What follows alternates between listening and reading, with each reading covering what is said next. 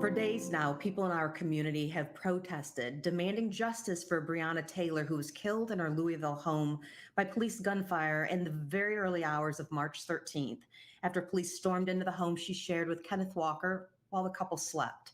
Some protesters are also saying that they're marching for George Floyd, too, whose absolutely horrific death occurred while four police officers knelt on his body, including one whose knee pinned Mr. Floyd's neck to the ground for nearly 9 minutes as he cried out, "I can't breathe, don't kill me," and eventually, "Mama."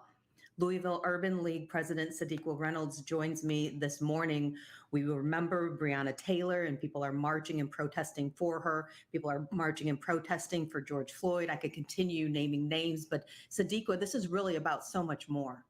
It is. It really is about more. And I think it's important for Louisvillians to understand that.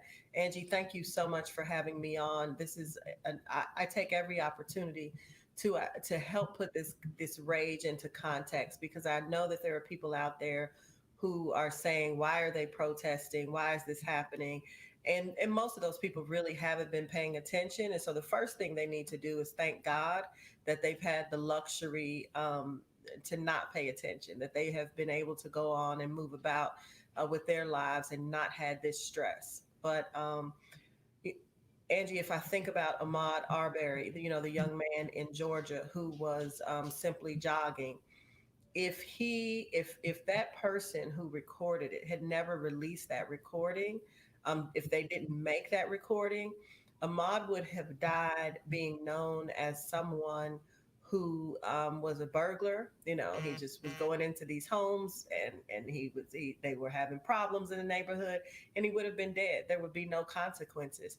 If some bystander hadn't recorded that officer with his knee in George Floyd's neck, we would have, I guess our country would have assumed that he was a bad guy. He had done something wrong. And when the police were trying to just do their jobs and arrest him, he resisted.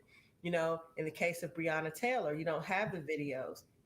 What we did have was a 911 call that wasn't released in a timely fashion at all. But she also had a mother who was persistent with making sure her daughter's story got out. And that was important because lots of activists and others in community heard about the case, but it was presented in a totally different light. And until you get the investigation completed, then you don't have anything that contradicts it. So you kind of have to stand down and wait until you have more facts.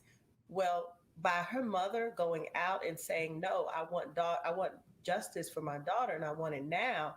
And then I'll just tell you, for me, reading the Washington Post article and comparing that to what we had been told by LMPD, it was a game changer. It was an absolute game changer. So I think what people need to understand first and foremost is that Black people don't feel like their lives matter, not in this country, and very specifically, not in Louisville, Kentucky.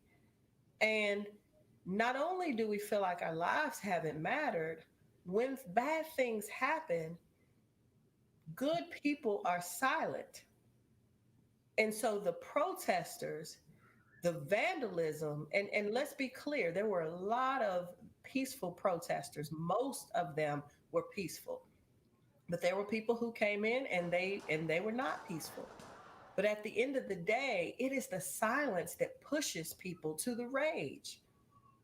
So there's responsibility in very high corners in this city and in this country. And I know that's not popular, Angie. I know that it's not. But it is not my job to be popular. My job is to tell the truth. I love this city. I want us to be better. I love this country. I want us to be better. And the way to do that is to acknowledge the flaws. And Now, we have seen, so many of us have spent so much time on social media. Of course, WHS 11, I've been tuning in there, but also watching of a number of different media outlets, to your just regular citizens who are on the streets, whether they're observing or participating in the protests. And we have seen people from all walks of life. Iroquois High School principal spoke out, Representative Attica Scott spoke out, Charles Booker, who is running for U.S. Senate, spoke out, and a number of them they talked about those peaceful protests. A number of media accounts have affirmed that they were peaceful protests that then became all out chaos and dangerous, but not because of moves that were made by protesters. What has been your response to that?